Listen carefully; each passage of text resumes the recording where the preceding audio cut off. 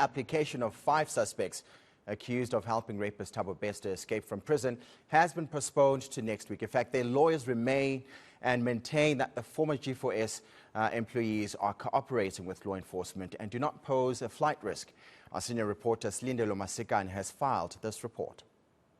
We had the lawyer for accused number 7, that is Anastasia Janssen, accused number 8 rather, and she, of course, through her lawyer, has been trying to show the court that she's not a flight risk, that she doesn't have any previous convictions, that in fact she has not even tried to evade her arrest and has been quite cooperative with law enforcement. And so in essence, the defense for all the accused have been trying to make a case for their clients to show the court that the interests of justice do permit for their release on bail. We know that at this stage, at a bail application stage, it's not about the evidence against the accused in terms of the evidence that's been collected by the police. It's merely whether they meet those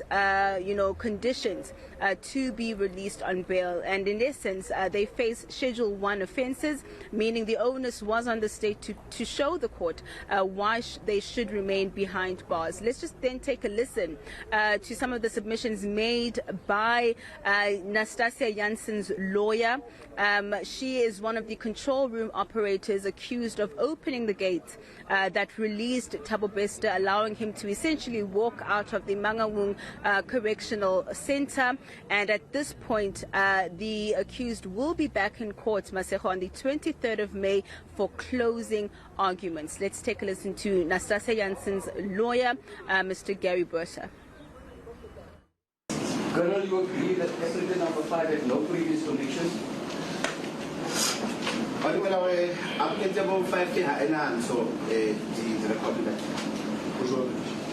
Yes, I do.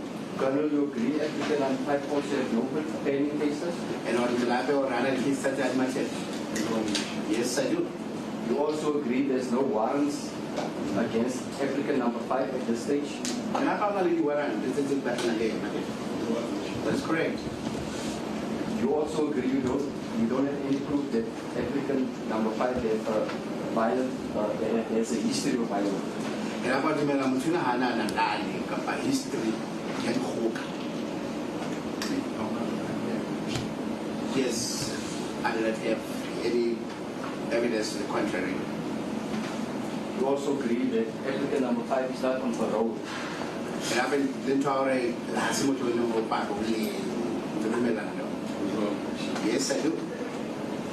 You also agree that applicant number 5 does not have a passport, is that correct? And I do have about applicant number 5 and a passport. That's correct.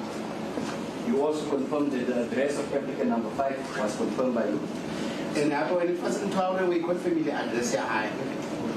Correct? It's also correct that applicant number 5 was arrested at her house, 9 Abdul 1 Street, Eshkari. Now, legal expert Marius Tutoy explains what the defense attorneys are going to have to prove in court in order for their clients to get bail. When any person deals with bail, Lee, you have to try and prove, number one, that your client's not a flight risk. Number two, that he won't intimidate witnesses, that the evidence against him might not be as strong as the state would like the court to believe.